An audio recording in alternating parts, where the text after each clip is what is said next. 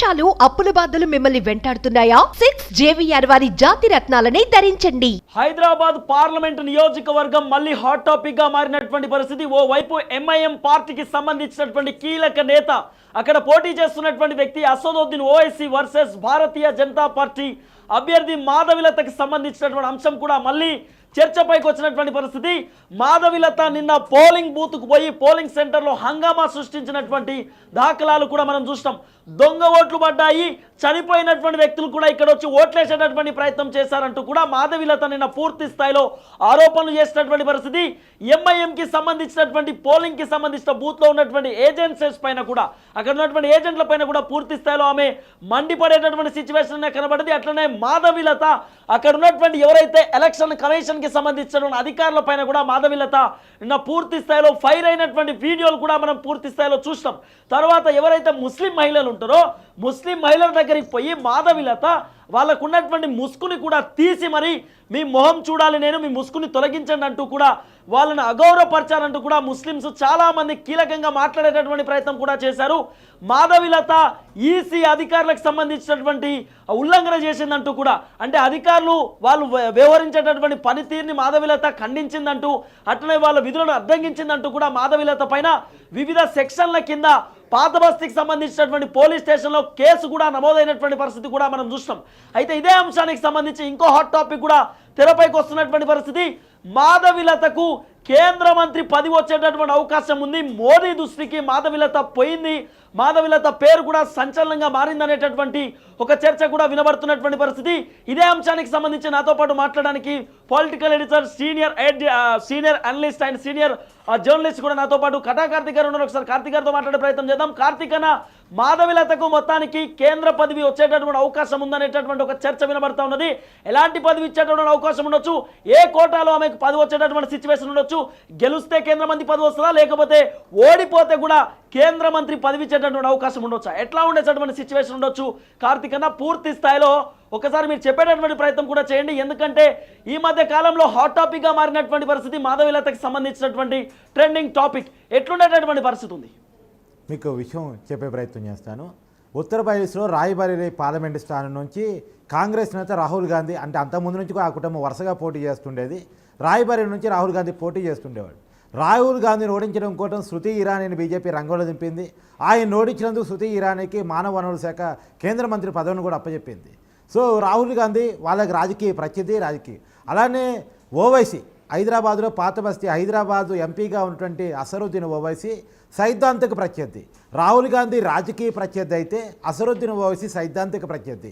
So హిందుత్వ భావజాలాన్ని బలంగా నమ్మే బీజేపీ, రెండోది ఒక మత భావజాలాన్ని బలంగా తీసుకెళ్లేటువంటి ఓవైసీ వాళ్ళకి సైద్ధాంతిక ప్రత్యర్థి కాబట్టి ఓవైసీని ఓడించాలి. ఓవైసీని ఓడించడం మాత్రమే కాదు, ప్రత్యేకించి సౌత్ ఇండియాలో బీజేపీ బలపడాలనుకుంటుంది, అందులోనూ తెలంగాణలో బలంగా బలపడాలనుకుంటుంది. అందులో బీజేపీ తెలంగాణలో ఉన్నదే హైదరాబాద్లో కాబట్టి హైదరాబాద్లో బాగా స్ట్రాంగ్ కావాలనుకుంటుంది. అందుకని హైదరాబాద్ సిటీకి సంబంధించినటువంటి హైదరాబాద్ పార్లమెంటు స్థానానికి సంబంధించినటువంటి విషయాన్ని చాలా కీలకంగా భావిస్తూ ఉంది. ఈరోజు వాస్తవానికి పాత బస్తీలో మనకి సరైన లీడర్ లేరు. మొత్తం హైదరాబాదు ఎంఐఎం కంచి కోటను కొట్టగలిగే లీడరు హైదరాబాద్లో లేరని దాకా బీజేపీ భావించింది. వాస్తవానికి రాజాసింగ్ని బాగా ప్రమోట్ చేసింది. రాజాసింగ్ ఈ హైదరాబాదు పార్లమెంటు స్థానాన్ని రాబోయే కాలంలో కొట్టగలడని చెప్పేసి అతను ప్రమోట్ చేసే ప్రయత్నం చేసింది. కానీ రాజాసింగ్ అనుకోకుండా చాలా కాంట్రవర్సీలు ఇరుక్కొని పోయాడు. చివరికి పార్టీ నుంచి సస్పెండ్ అయ్యాడు. మన అసెంబ్లీ ఎలక్షన్స్ ముందు రాజాసింగ్ సస్పెన్షన్ ఎత్తేసి మళ్ళా అక్కడ అతనికి సీట్ ఇవ్వడం జరిగింది గోషామాల్లో. అతను మళ్ళీ గెలవడం కూడా జరిగింది. సో కాబట్టి రాజాసింగ్కి మళ్ళీ పార్టీలో వర్గ విభేదాలు కూడా కారణం. రాజాసింగ్ అంటే కిషన్ రెడ్డికి నచ్చదు, రాజాసింగ్ అంటే లక్ష్మణి నచ్చదు, రాజాసింగ్ అంటే బండి సంజయ్ నచ్చదు. సో పార్టీలోనే చాలామందికి రాజాసింగ్ నచ్చడు. కాబట్టి రాజాసింగ్ ప్రమోట్ చేసిన లాభం లేదు. కాకపోతే ఇవాళ మాధవిలత వాళ్ళకి అస్త్రంగా దొరికింది. మాధవిలత తక్కువ కాలంలోనే సోషల్ మీడియాలో చాలా యాక్టివ్గా ప్రమోట్ అయ్యారు. అదిగాక జనాల్లోకి బాగా చొచ్చుకొని పోయారు. బీజేపీ భావాజాలాన్ని హైదరాబాద్ పార్లమెంటు స్థానంలో తీసుకెళ్లడంలో ఆమె సక్సెస్ అయ్యారంట. గెలవచ్చు, వాడవచ్చు, కానీ ఆమె బలంగా బీజేపీ భావజాలాన్ని తీసుకెళ్లారన్నటువంటిది. రెండోది, తెలంగాణలో బాగా బలపడాలనుకుంటున్న బీజేపీ ఇద్దరు ఫైర్ బ్రాండ్ని గుర్తించింది. ఆ ఫైర్ బ్రాండ్స్ ఎవరు అంటే, ఒకటి బండి సంజయ్, రెండు మాధవిలత. వీరిద్దరూ తెలంగాణకు సంబంధించిన ఫైర్ బ్రాండ్స్. ఖచ్చితంగా వీళ్ళని కనుక పొలిటికల్గా మనం ప్రమోట్ చేయగలిగితే తెలంగాణలో బీజేపీకి అడ్వాంటేజ్ని తీసుకొస్తారు. కాబట్టి ఎందుకంటే తెలంగాణ సమాజంలో ఫైర్ బ్రాండ్ అనేది చాలా ఇంపార్టెంట్. ఎందుకు బండి సంజయ్ హైలైట్ అయ్యాడు? బండి సంజయ్ను పార్టీ ప్రెసిడెంట్ నుంచి తీసేయగానే పార్టీ ఎందుకు డల్ అయిపోయింది? ఎందుకు రేవంత్ రెడ్డి హైలైట్ అయ్యాడు అంటే కేవలం ఫైర్ బ్రాండ్ కారణంగానే, గట్టి వాయిస్ కారణంగానే అటు బండి సంజయ్ అయినా ఇటు కాంగ్రెస్కి రేవంత్ రెడ్డి అయినా భుజస్తంభాలుగా మారారు అంటే బీజేపీ భావిస్తుంది. సో బీజేపీ మోసపూరితంగా ఆ రోజు ఏదో కొన్ని వర్గాల విభేదాల ఫలితంగా ఆ రోజు బండి సంజయ్ తప్పు చేశామని ఒప్పుకుంటా ఉంది. కాబట్టి ఈసారి మాత్రం ఆ తప్పులు చేయకుండా తెలంగాణలో బీజేపీ బలపడటానికి ఫైర్ బ్రాండ్స్ని ఎంకరేజ్ చేయాలి. అందుకనే ఫైర్ బ్రాండ్స్గా పేరున్నటువంటి తెలంగాణ సమాజంలో ఊపుని బీజేపీకి తీసుకొస్తున్నటువంటి సోషల్ మీడియాలో సామాజిక కార్యకర్తలకు బాగా హైలైట్ అయినటువంటి పర్సనాలిటీస్గా ఉన్నటువంటి వాడు బండి సంజయ్ని, మాధవీలతని ఇద్దరికీ కేంద్ర మంత్రి పదవులు ఇవ్వబోతూ ఉన్నారు. అయితే మీరు అనొచ్చు, మరి మాధవీలత గెలిచిద్దా, బండి సంజయ్ అంటే గెలిచిద్దా అనే అవకాశం ఉంది కరీంనగర్లో. ఎందుకంటే ఆల్రెడీ 2019లోనే ఆయన గెలవగలిగారు. ఈసారి ఇంకా ఊపులో ఉన్నారు. సో వాళ్ళకి సరైన రాజకీయ ప్రజ్ఞత కూడా లేని పరిస్థితి.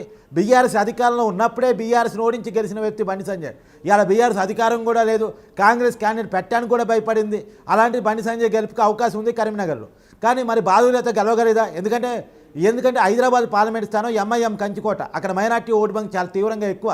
కాబట్టి ఖచ్చితంగా వాళ్ళకి రెండోది దొంగ ఓట్ల ప్రభావం కూడా ఎక్కువని బీజేపీ ఆరోపిస్తూ ఉంటుంది. సో దొంగ ఓట్లు అయితేమి, అది కాక ఎంఐఎం కంచుకోట అయితేనేమో, మైనార్టీ ఓటు బ్యాంక్ ఎక్కువ ఉండటం అయితేనేమో గెలవడం చాలా కష్టమే. కానీ ఆమెని రాజ్యసభ ఇచ్చైనా కేంద్ర మంత్రి చేసి ఆమెను పొలిటికల్గా ప్రమోట్ చేయాలి. కాబట్టి 2029 నాటికి హైదరాబాద్ పార్లమెంట్ స్థానాన్ని ఆమె కొట్టగలదు. ఆమెకు కేంద్ర మంత్రి పదవి ఇస్తే తెలంగాణలో చక్రం తిప్పగలదు, తెలంగాణలో బీజేపీకి ఐక్య తీసుకురాగలదు.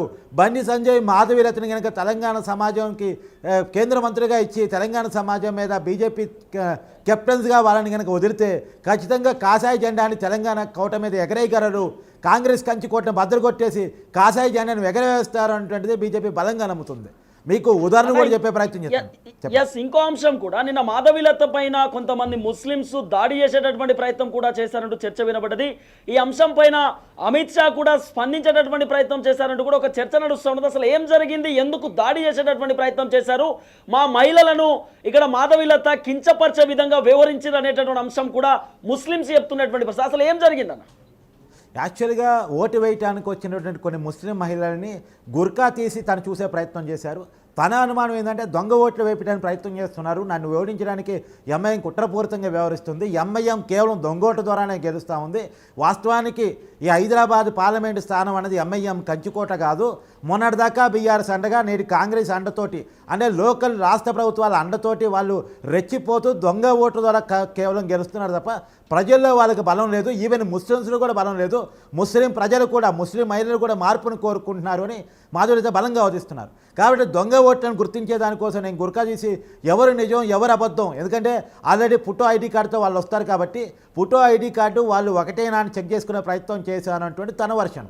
అయితే అది ఎంఐఎం వాళ్ళ కొన్ని మాధవీలత మీద దాడికి ప్రయత్నం చేశారు. ఎందుకంటే మా మహిళలను చుట్టాను, నువ్వెవరు ఏదైనా ఉంటే ఎలక్షన్ కమిషన్ కదా ఆ బాధ్యత తీసుకోవాల్సింది, మీరెందుకు చెక్ చేస్తారంటూ కొంతమంది నేతలు, ఎంఐకి సంబంధించిన నేతలు మాధవీలత మీద దాడికి పాల్పడే ప్రయత్నం చేశారని బీజేపీ ఆరోపిస్తుంది. దాని మీద కేంద్ర మంత్రి, హోంశాఖ మంత్రిగా ఉన్నటువంటి అమిత్ షా కూడా స్పందించారు. ఏదేమైనా ఇలాంటి కాంట్రవర్సీని బీజేపీ కోరుకోవడం ద్వారా మత భావజాల వాదాన్ని ఖచ్చితంగా బీజేపీ తన అడ్వాంటేజ్గా మార్చుకునే ప్రయత్నం చేస్తుంది. ఎంత ఉన్నా కాదన్నా బీజేపీ హిందుత్వ భావజాలను ప్రమోట్ చేసుకోవాలనుకుంటే ఆ భావజాలం ఉంటుంది. కాకపోతే అదే క్రమంలో హైదరాబాద్లో పాత బస్తీ మహిళలకు అండగా ఉంటానని మాధవీలత చెప్తుంది. మాధవీలత చురుగ్గా వెళ్ళారు పాత బస్తీలో ముస్లిం మహిళల దగ్గరికి. ఇంతవరకు ఏ నాయకుడు వెళ్ళగలేనంతగా మాధవీలత వెళ్ళారు, మహిళలను పలకరించారు, మహిళలతో మాట్లాడారు, వాళ్ళకి త్రిపుల్ తలాక్ చట్టాన్ని బీజేపీ గవర్నమెంట్ తీసుకొచ్చిన విషయాన్ని వివరించారు. ముస్లిం మహిళలకు బీజేపీ ప్రభుత్వం, కేంద్ర ప్రభుత్వం ఎలాంటి అండదండలతో ఉంది అనేటువంటి విషయాన్ని, మోడీ ప్రభుత్వం మైనార్టీలకు ఇచ్చిన హక్కుల విషయాన్ని, మైనార్టీల పేరుతో ఎంఐఎం చేస్తున్న మోసాన్ని వివరించే ప్రయత్నం చేశారు. నిజంగా కూడా వాస్తవానికి రాష్ట్రంలో కాంగ్రెస్ పార్టీ అధికారంలో ఉంది, మొన్నటిదాకా దశాబ్ద కాలంగా బీఆర్ఎస్ పార్టీ అధికారంలో ఉంది. కానీ హైదరాబాద్ పార్లమెంటు స్థానంలో ఓవైసీ వర్సెస్ మాధవీలత పోటీ నడిచింది తప్ప కాంగ్రెస్ కానీ బీఆర్ఎస్ కానీ చాలా నామినల్ అయిపోయాయి. రాష్ట్రంలో అధికారంలో ఉన్న కాంగ్రెస్ పోటీలో లేదు, మొన్నటిదాకా అధికారంలో ఉన్న బీఆర్ఎస్ పోటీలో లేదు. ఈ రెండు పక్కకు పోయాయి. కేవలం ఫైట్ ఓవైసీ వర్సెస్ మాధవీలతగానే నడిచింది. అంటే ఎంఐఎం కంచుకోవటం బీజేపీ మాత్రమే భద్రకొట్టగలదు, అది మాధవీలత ద్వారానే సాధ్యమని బీజేపీ నమ్ముతుంది. అందుకని ఆమెను పొలిటికల్గా ప్రమోట్ చేయాలని బీజేపీ అనుకుంటుంది. అలానే మొన్న మీకు గుర్తుండే ఉంటుంది, ఎలా బీఆర్ఎస్ కంచుకోవటం బండి సంజయ్ ద్వారా భద్రకొట్టాలని చెప్పేసి బీజేపీ అధికార కార్యకర్తం భావించిందో, అలానే మాధవీలత ద్వారా ఎంఐఎం కంచుకోవటం కూడా భద్రకొట్టాలని కనుక్కుంటుంది. కాబట్టి కేంద్ర మంత్రిగా తెలంగాణ నుంచి ఇప్పటివరకు కిషన్ రెడ్డి రాష్ట్ర అధ్యక్షుడు కానీ మరియు కేంద్ర మంత్రి గాను రాష్ట్రం నుంచి ఉన్నారు, ఒకే ఒక మంత్రి ఉన్నారు 4 ఎంపీలకు సంబంధించి. కానీ ఈసారి మాత్రం ఎన్ని ఎంపీలు గెలిచినా వాళ్ళ అంచనాలో 7 నుంచి 8 ఎంపీలు ఖచ్చితంగా తెలంగాణలో గెలుస్తామని వాళ్ళు అనుకుంటున్నారు. ఖచ్చితంగా ఈసారి 2 మంత్రి పదవులు, పోయినసారి 4 ఎంపీ పదవులు కానీ 1 మంత్రి పదవి ఇచ్చారు. ఈసారి 8 ఎంపీలు గెలుస్తారు, 2 మంత్రి పదవులు తెలంగాణకు వస్తాయని భావిస్తున్నారు. అది 1 బండి సంజయ్, 2 మాధవీలత. సో మాధవీలత పైన నిన్న కేసులు కూడా నమోదైనటువంటి పరిస్థితి. అంటే కేసులు ఎందుకు నమోదు కావచ్చు? ఓవైపు ఈసీకి సంబంధించినటువంటి సిబ్బంది మాత్రం మా విధులను అడ్డంకునేటటువంటి ప్రయత్నం చేశారు కాబట్టి మేము కంప్లైంట్ ఇచ్చామంటూ కూడా చెప్తా ఉన్నారు. సో మాధవీలత మాత్రం ఈసీకి సంబంధించినటువంటి సిబ్బంది, ఎలక్షన్కి సంబంధించిన సిబ్బంది పైన నేను అనేక ఆరోపణలు చేశారు. వన్ సైడ్ ఓటింగ్ పడతా ఉంది, దొంగ ఓట్లని వీళ్ళు ప్రలోభాలకు గురి చేస్తూ ఉన్నారు, ఓటర్లను బెదిరిస్తున్నారంటూ కూడా మాధవీలత ఆరోపిస్తున్నటువంటి పరిస్థితి. ఎందుకు ఆమె పైన కేసు అయింది? ఏమైనా ఈసీకి మాధవీలత పైన ఏమైనా కంప్లైంట్ ఇచ్చే ప్రయత్నం చేస్తారు అక్కడ ఉన్నటువంటి అధికారులు? ఎస్, ఈసీ చెప్తున్న వాదన ఏంటంటే మేము చేయాల్సిన పని కూడా మాధవీలత చేశారు, మా విధులకు ఆటంకం పరిచారు, కొంత అలచలు చేశారు, అడవుడు చేసే ప్రయత్నం చేశారు, అత్యుత్సాహం ప్రదర్శించారని ఈసీ చెప్తుంది. కానీ మాధవీలత ఏం చెప్తుంది? నిజమే, ఎలక్షన్ కమిషన్ చేసే పని నేను ఒప్పుకుంటాను. మరి ఎలక్షన్ కమిషన్ ఇన్నాళ్ళుగా నిద్రపోతోందా? పాత బస్తీలో ఎన్ని దొంగోట్లు నేను చూపించరా అని తను సవాల్ విసురుతుంది. మరి ఇన్ని దొంగ ఓట్లను ఎరవేయటంలో ఈసీ ఫెయిల్ అవుతుంది కదా. ప్రజల ఓటు హక్కు ద్వారా కాకుండా కేవలం దొంగోట్ల ద్వారా ఎంఐఎం వరుసగా పార్లమెంటు స్థానాలు గెలుస్తుంటే ఈసీ అడ్డుకోలేకపోతుంది కాబట్టే, ఈసీ తన పనిని సరిగా చేయలేకపోతుంది కాబట్టే, ఈసీ తను అనుకున్నటువంటి పనిలో ఫెయిల్ అవుతుంది కాబట్టే నేను చేయాల్సి వచ్చిందని చెప్పేసి తను చెప్తున్నారు. నేను కేసులు ఎదుర్కోవడానికి రెడీ, నేను కేసులకు భయపడే వ్యక్తిని కాదు. నేను ఎలక్షన్ కమిషన్ తన పరిధి తను నిర్వర్తించట్లేదు కాబట్టి, అక్కడ అధికారులంతా కూడా వాళ్ళకి గురాంగిరిగా ఉన్నారు కాబట్టి, అక్కడ ఆర్ఓ ఆఫీసర్స్ మొత్తం కూడా ఎంఐఎం చెప్పిన చెప్పు చెట్టలో నడుస్తున్నారు కాబట్టే నేను ఈ పని చేయాల్సి వచ్చింది. నిజంగా దొంగ ఓట్లను పట్టుకునే పని ఈసీ చేస్తుంటే నేను ఈ పని చేయాల్సిన అవసరం లేదు. ఈమెను కాంగ్రెస్ కూడా ఆరోపిస్తుంది. మాధురితో ఒక ప్రశ్న అడుగుతున్నారు, నేను ఆరోపించిన పక్కన పెట్టు, రాష్ట్రంలో ఉన్న అధికారంలో ఉన్నటువంటి కాంగ్రెస్ పార్టీ కూడా పాత బస్తీలో దొంగ ఓట్లు ఉన్నాయని విషయాన్ని ఆరోపిస్తోంది. బీఆర్ఎస్ కూడా ఆ విషయాన్ని ఒప్పుకుంటుంది. అన్ని రాజకీయ పార్టీలు ఒప్పుకుంటున్నాయి. మరి ఎందుకు దొంగ ఓట్లను తీసేయడంలో ఈసీ ఫెయిల్ అవుతుంది? ఈసీ ఫెయిల్యూర్ కారణంగానే నేను ఇలా చేయాల్సి వచ్చిందని చెప్పేసి మాధురిత గట్టిగా చెప్తుంది. తను ఏమాత్రం కేసులు భయపడటం లేదు, తను ఏమాత్రం బెరటం లేదు. వాస్తవమే, ఆ నిబంధన ప్రకారం కేసులు పడే మాట వాస్తవం. కానీ నిబంధన ఎందుకు అతిక్రమించాల్సి వచ్చింది? ఎందుకు చట్టాన్ని చేతిలో తీసుకోవాల్సి వచ్చింది అంటే కారణం కేవలం దొంగ ఓట్ల కారణంగా ఒక ప్రజల తీర్పుతో సంబంధం లేకుండా, ప్రజల ఓటుతో సంబంధం లేకుండా కేవలం దొంగోటుతో ప్రజాస్వామ్యాన్ని కూనే చేసే విధంగా ఎంఐఎం అక్కడ గెలుస్తుంది అనేటువంటిది తను చేస్తున్న ఆరోపణ. సో మీరు ఒక విషయం చెప్పండి, మాధవీలత ఓడిపోయినా సరే మాధవీలత పేరు మోదీ దృష్టికి పోవచ్చా? ఖచ్చితంగా మోదీ మాధవీలతకు కీలకమైనటువంటి పదవి ఇచ్చే అవకాశం ఉండొచ్చా? ఫైనల్గా ఏం చెప్తారన్న? ఎస్, ఇప్పటి వరకు ఏ బీజేపీ నాయకులు చేయనంత చతురతను మాధురిత ప్రదర్శించారు. తన పోరాట పటిమ మోడీ గారికి నచ్చింది. మోడీ, అమిత్ షాలు ఆమెను గుర్తించారు. ఆమె గుర్తింపు కారణంగానే ఆమె ఒక పైరు బ్రాండు. అలాంటి వ్యక్తి బీజేపీ భావజాలాన్ని బలంగా తీసుకోబోగిన వ్యక్తి. చాలా తక్కువ టైంలో ఆమె యాక్చువల్గా హైలైట్ అయింది కేవలం ఈ 2-3 నెలల నుంచి మాత్రమే. ఈ 2-3 నెలల్లో సోషల్ మీడియాలో తెలంగాణలో బాగా అలచన చేశారు. తెలంగాణ యువతను ప్రధానంగా బాగా ఆకర్షించారు. అలాంటి వ్యక్తిని కనుక మనం ప్రమోట్ చేయగలిగితే, అందులో ఉమెను, తెలంగాణ ప్రాంతానికి సంబంధించిన ఉమెను, సో బీజేపీ భావజాలాన్ని తూచా తప్పకుండా పాటించే వ్యక్తి కాబట్టి ఏమని పొలిటికల్గా ప్రమోట్ చేస్తే బీజేపీకి హైదరాబాద్ సిటీలో అడ్వాంటేజ్ అవుతుందని చెప్పేసి బీజేపీ భావిస్తుంది. అందుకనే పైరు బ్రాండ్స్ని హైలైట్ చేస్తుంది. తెలంగాణ సమాజం యొక్క ఓటర్ స్థితిని బీజేపీ అంచనా వేసింది. తెలంగాణ ఓటర్ అంచనా స్థితి ఏంటి అంటే పైరు బ్రాండ్స్ని తెలంగాణ సమాజం కోరుకుంటుంది. అందుకనే కేసీఆర్ అయ్యిండు అంటే తెలంగాణ సమాజంలో అతను పైరు బ్రాండు, మాటలతో కోటలు కట్టగలడు, మాటలు గట్టిగా చెప్పగలడు కాబట్టి దశాబ్దకాలం కేసీఆర్ హైలైట్ అయ్యాడు. ఇప్పుడు కేసీఆర్ కుటుంబంలో హరీష్ రావు, కేటీఆర్, కవిత హైలైట్ అయ్యారన్న కారణం వాళ్ళు పైరు బ్రాండ్స్గా ఉండటమే కారణం. అలానే రేవంత్ రెడ్డి ఎందుకు కేసీఆర్ కంచుకోవటం బద్దలు కొట్టగలిగాడు అంటే కేవలం రేవంత్ రెడ్డికి ఉన్న మాట చాతుర్యం, గట్టిగా మాట్లాడగలడు, పైరు బ్రాండ్ కారణం. అలానే బండి సంజయ్ ఎందుకు బీజేపీ ఆగి తీసుకురాగలడు అని అంటే కేవలం అతను పైరు బ్రాండు, గట్టిగా మాట్లాడగలడు, బీజేపీ సింధాన్ని గట్టిగా తీసుకెళ్ళగలడు అని. అందుకనే పైరు బ్రాండ్స్ని గుర్తించి హైలైట్ చేస్తేనే తెలంగాణ సమాజంలో కాషాయ జెండాను ఎగరేయొచ్చు, బీజేపీని అధికారంలో తీసుకురావచ్చు.